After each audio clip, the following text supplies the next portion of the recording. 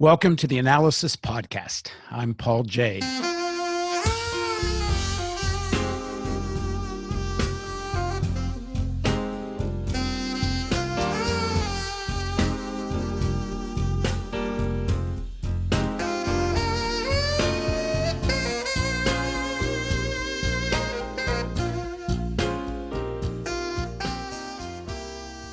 "38 years ago, a massive rally against nuclear weapons took place in Manhattan. The New York Times reported on June 13, 1982, that hundreds of thousands of peaceful demonstrators opposed to nuclear arms overwhelmed Central Park in Midtown Manhattan yesterday, filling the streets and groves with echoing songs and hopeful slogans. The demonstration was far larger than any during the anti-war movement of the late 1960s and early 70s, and was possibly the largest ever in the city. The organizers said it was the biggest disarmament gathering in the nation's history. Late in the afternoon, a police department spokesman said there might be as many as 600 or 700,000 people around the park. Many of the dozens of speakers during the day urged the participants to continue the movement when they returned to their homes. Quote, "We shall not suffer silently the threat of nuclear holocaust," said City Council President Carol Bellamy, who addressed the crowd near the United Nations. That was a report from the New York Times from June 13, 1982. Other reports said there might have been 1 million people at the march.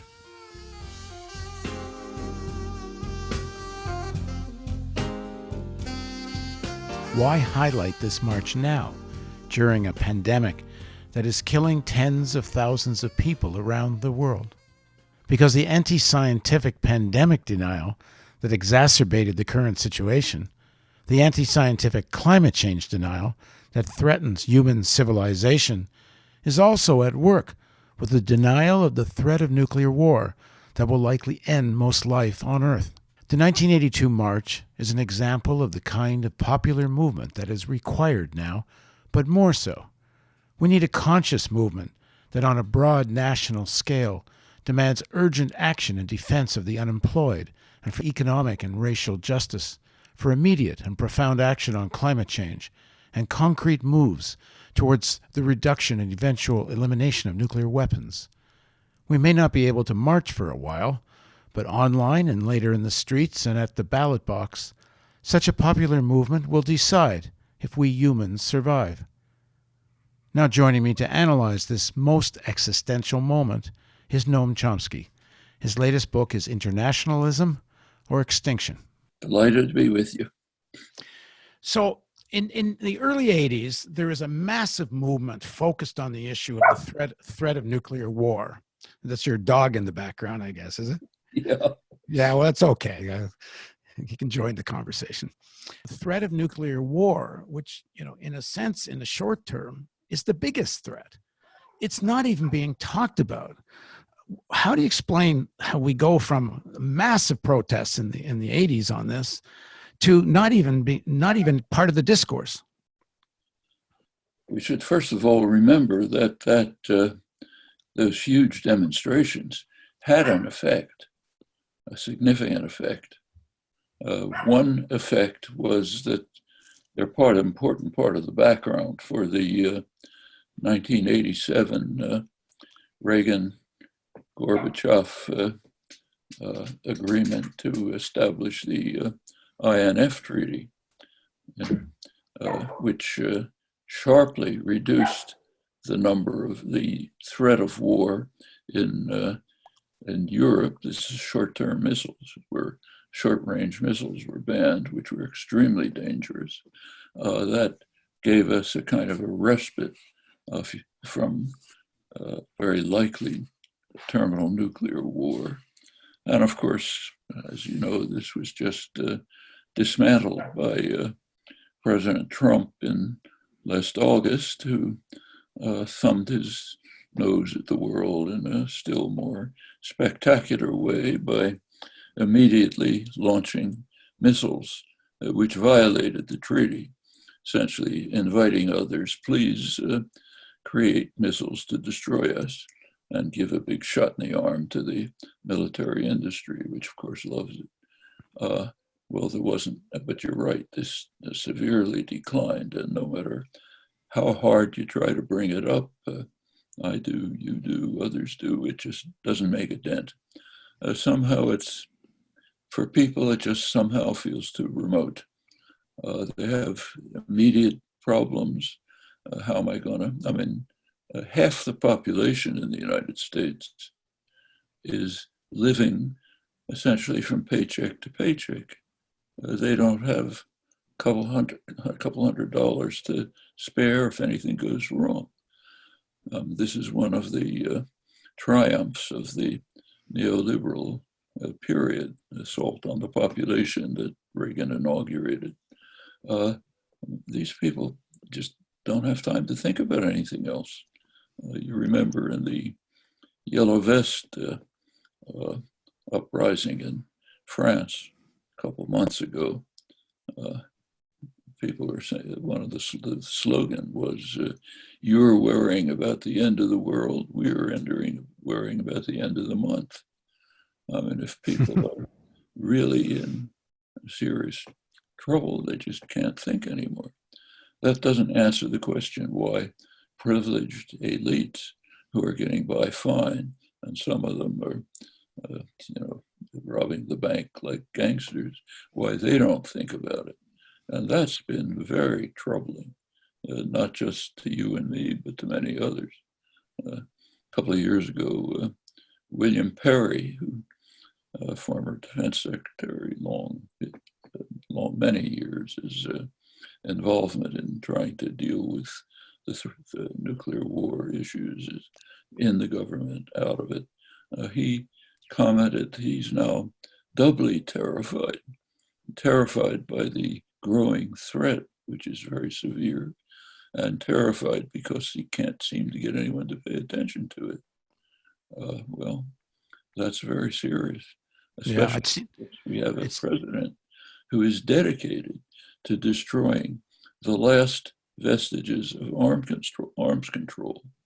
INF Treaty went down the tube last August.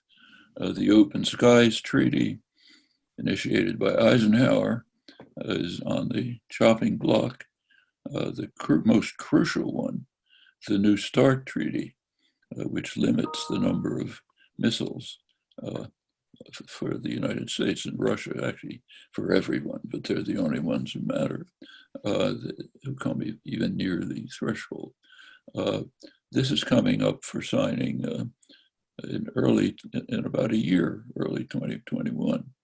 The Russians have been pleading to negotiate for an extension of it. Trump administration refuses to talk about it, which presumably means they're going to kill it if he's reelected. That ends it. Then there's no arms control structure any longer. If you look at the record over the past 70 years, 75 years, it's just a miracle that we've survived. We've come very close to terminal nuclear war over and over. The threat's growing. The arms control system that has reduced the threat is being dismantled by our government, which seems to be bent on killing as many people as it can. The latest step was defunding the World Health Organization, which will have exactly that effect. They don't care. And the population just seems resistant to seeing what's before their eyes.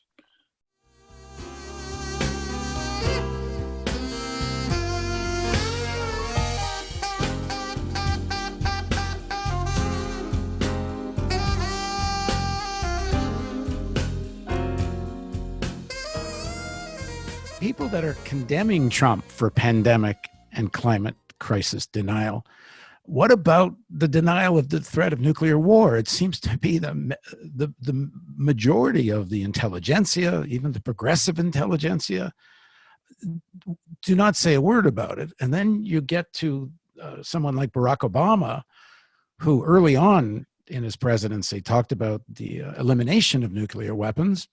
In fact, some people think that's part of the reason he got a Nobel Peace Prize early, practically before he'd done anything. But then he's the one that signs off on a budget for $30 trillion investment in nuclear weapons. Yeah, if that's part of his general posture, was to whether to pretend or to claim, I don't read his mind, that somehow he was accommodating with the political opposition and they would forge a joint policy. Of course, they were just laughing at him all the way. Mitch McConnell had made it very explicit as soon as Obama was going to be elected that his task as Senate Majority Leader was to block anything that Obama tried to do. And he succeeded in that quite well. But Obama went along with the either pretense or claim, I don't know, and what you just described as part of it. The excuse of the administration was that this is the only way they could get compromises on other things, which is, of course, perfect nonsense. Fulfill any of the rhetorical claims that brought him into power. He didn't do the worst things, but he certainly didn't do the things he could have done.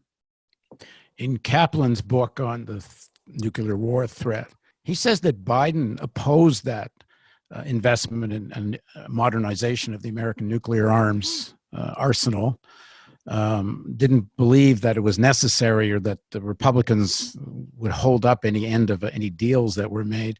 What expectations do you have for the what might be the Biden presidency? It's very hard to say. He seems to have pretty much faded into the background. He doesn't say much. What he does say is pretty tepid. My impression is that in a Biden presidency, the decisions would be made by the people around him, and he would be pretty much of an empty shell. Probably, at least I would hope, susceptible to popular pressures.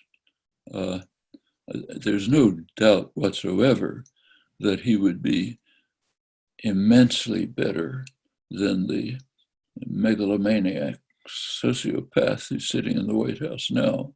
But you could say that about the nearest lamppost. We happen to be threatened by one of the worst characters in political history. And the highest priority is to get rid of him, or we're probably all toast. Biden, I suspect, would obviously be a great improvement, but whether what he would do, I think, would depend very largely on the force of popular movements.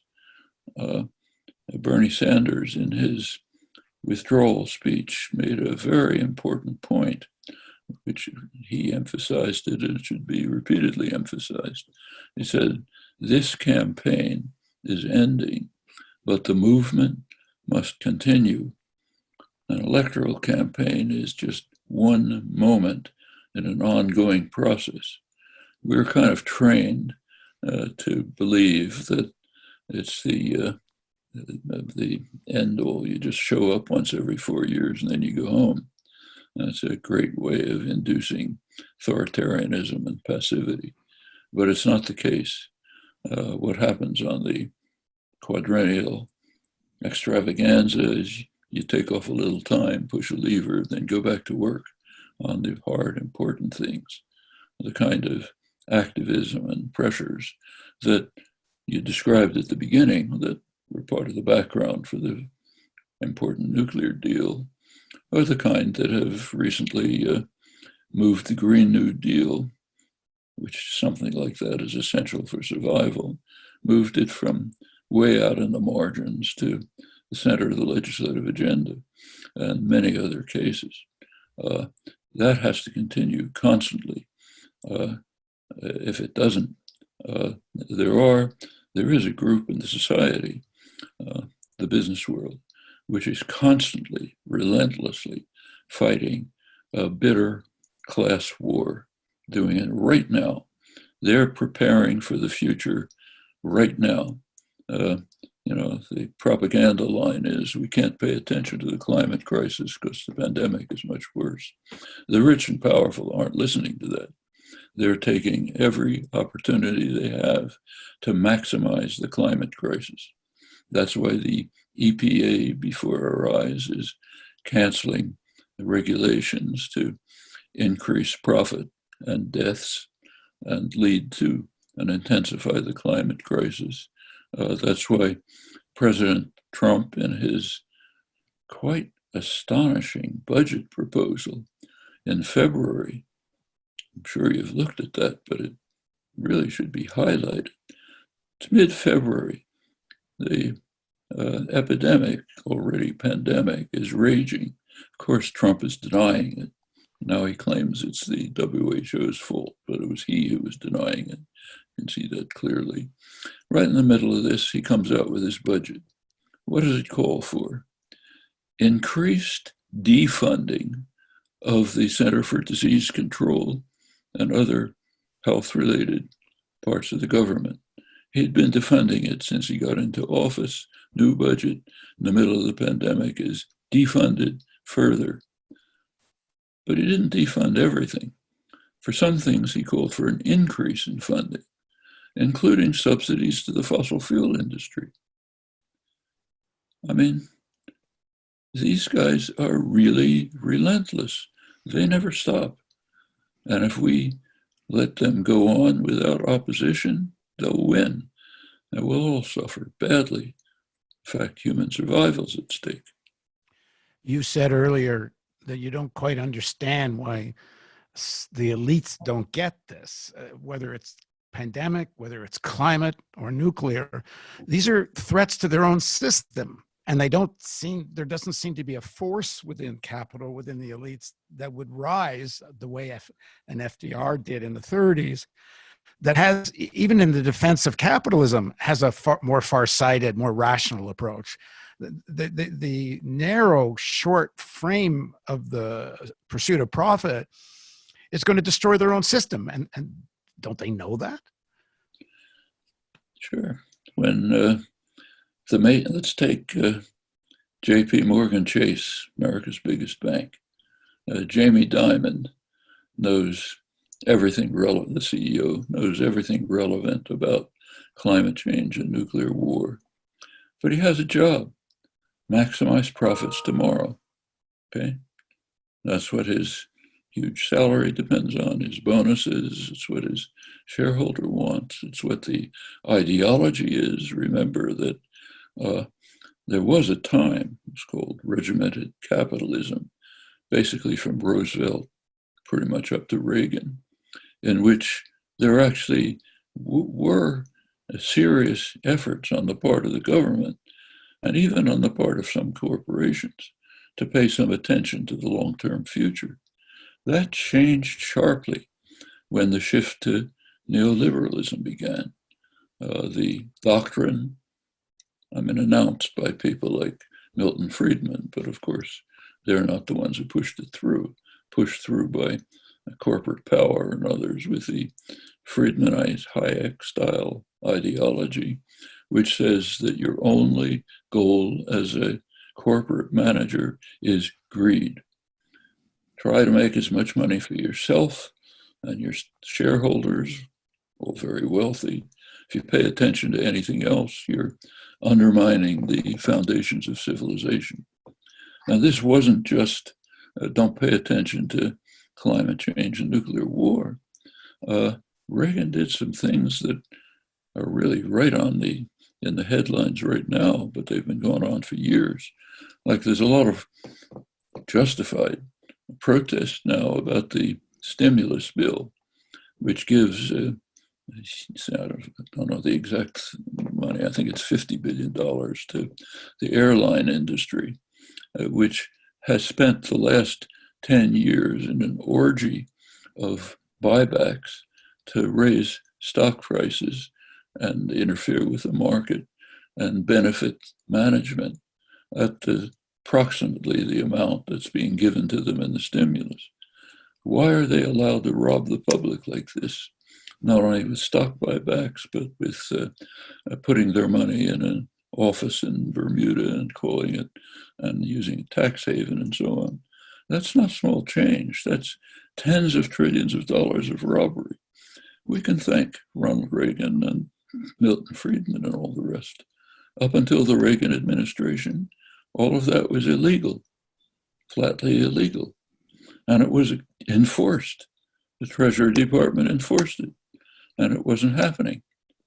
Reagan's, under the neoliberal doctrines appealing to Friedman and the rest, the idea was, you recall, government is the problem, not the solution.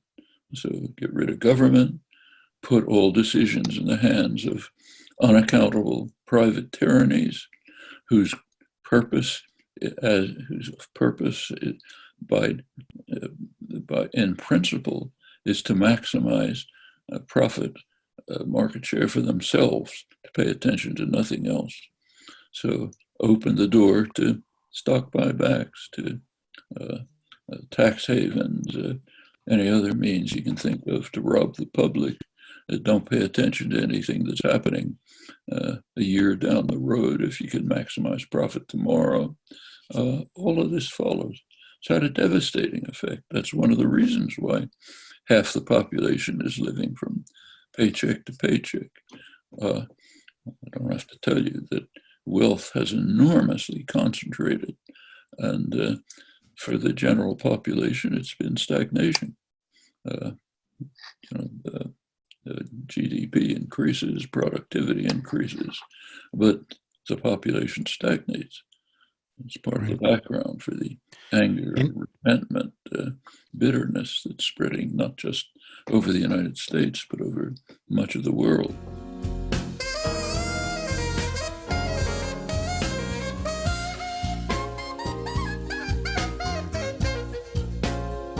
In the webcam that Biden did with Sanders, Biden says he wants his presidency to be the most progressive since Roosevelt.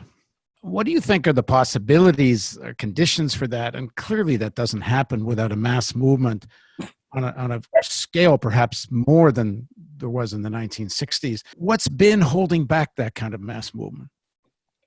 Well, first of all, I think it is taking place.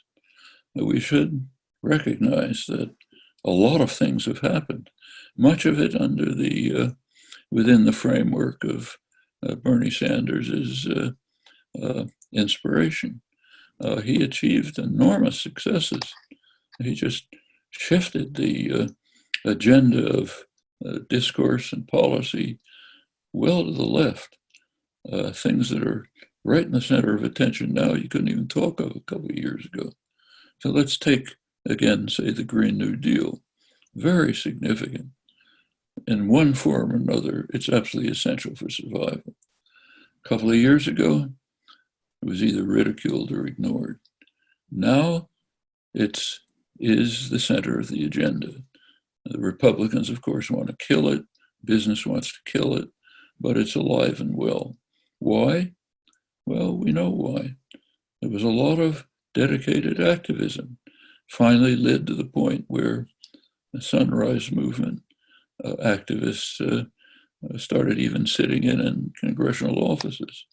They were supported by some of the young representatives elected 2018, again, with a lot of pressure from the Sanders movement, especially Alexandria Ocasio-Cortez, who welcomed them, supported them. Ed Markey, senator from Massachusetts, who's been interested in this issue, joined, moved to the legislative agenda. We have to recall again Sanders' words. This particular campaign may be terminated, but the movement must go on. Brought together things that already existed.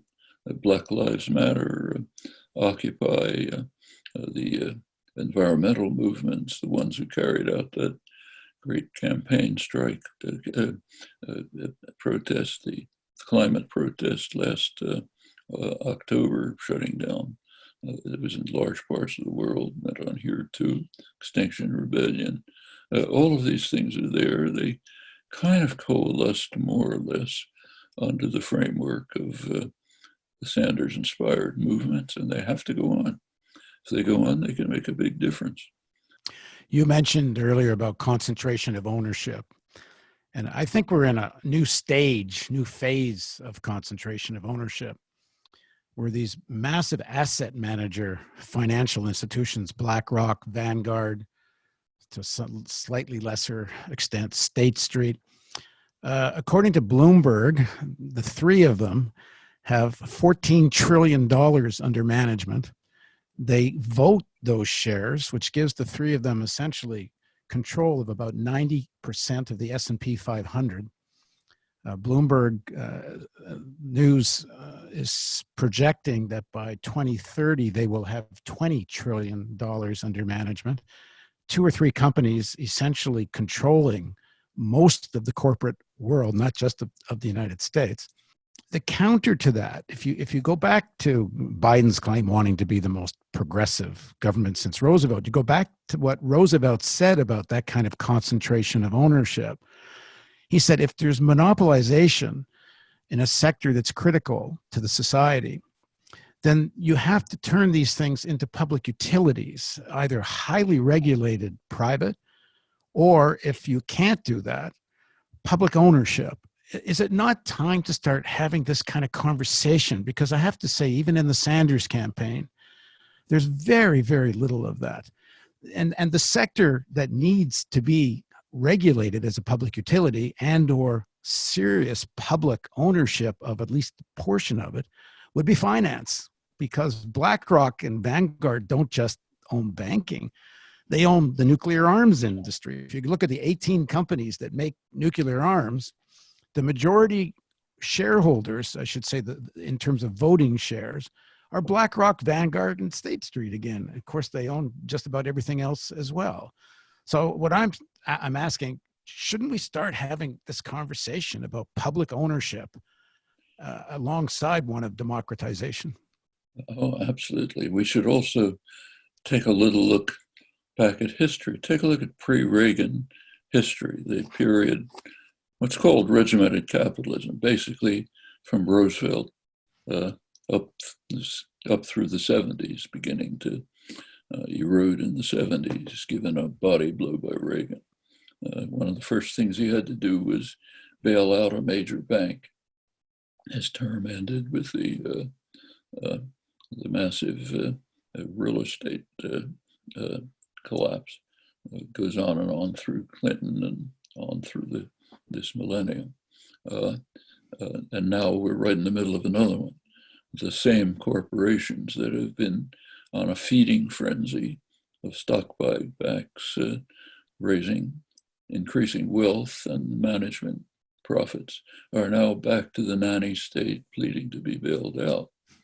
And interestingly, being bailed out, as we learned today, with treasury notes signed by Donald Trump as part of his election campaign. What we see here is a confluence of a number of factors. One is the inherently destructive character of capitalism. It's a suicidal institution. Now that can be controlled. The regimented capitalism through the 50s and 60s, it did pretty well control it. Then comes the second thing, the neoliberal assault, which eliminates the possibility of controlling the monster. Then on top of that, you get a megalomaniac sociopath holding power, surrounded by sycophants, head of a political party which is too cowardly and has lost even the slightest element of integrity, so that all they can do is lick his boots. You have a huge echo chamber, Fox News. Trump says 2 + 2 = 5. An hour later, Sean Hannity says that's the greatest discovery in the history of the human race. Then Trump turns to Fox and Friends the next morning, repeats what he said there. I mean, this structure that's developed is a kind of a hydra that's destroying us from many directions. Democrats are essentially doing nothing except helping. So take, say, their dedication of all their efforts to an impeachment trial. It was transparent at the beginning that this was going to end up in a victory for Trump. It was almost impossible for anything else to happen. The issue that was raised didn't mean much to most of the population. Why should it? So the president, who's a certified gangster, we all know that, was putting pressure on some other country to harm a leading figure in the Democratic Party. Okay, probably impeachable technically, but nobody cares. And it was going to end up with the Senate, which is in Trump's pocket anyway, blocking the impeachment. So a great victory. The Tribune of the People was saved from the attack by the deep state trying to destroy him. Let's all cheer. I mean, that's what they're devoting their attention to, not his climate policies, which are murderous, will literally lead to the end of organized human life, not his opening the doors to nuclear destruction, and not even his steps to destroy democracy, which are pretty astonishing. No, we'll worry about did he pressure some country that nobody ever heard of to harm Joseph Biden. Okay. Right. I mean, as if they're working for him, case after case. The only way out of this is essentially Sanders' advice. The movement has to keep going. The immediate necessity is to get rid of the malignancy in the White House. We don't do that, and nothing else is going to matter.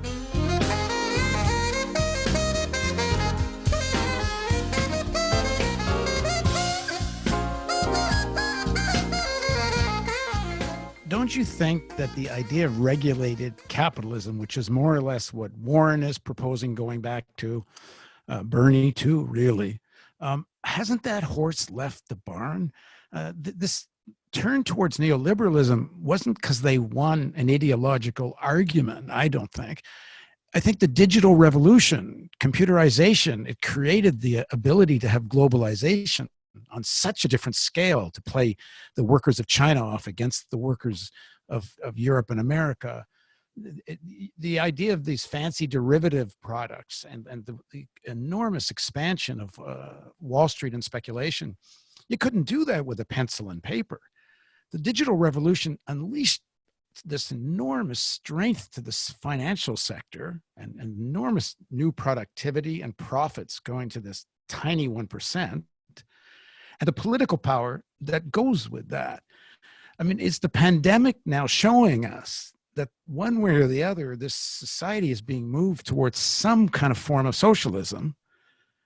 And that shouldn't we start talking about that more than, honestly, well, as much as important as Medicare for all is, the concept of Medicare for all, a government health insurance plan, we have to look at that in other sectors of the economy.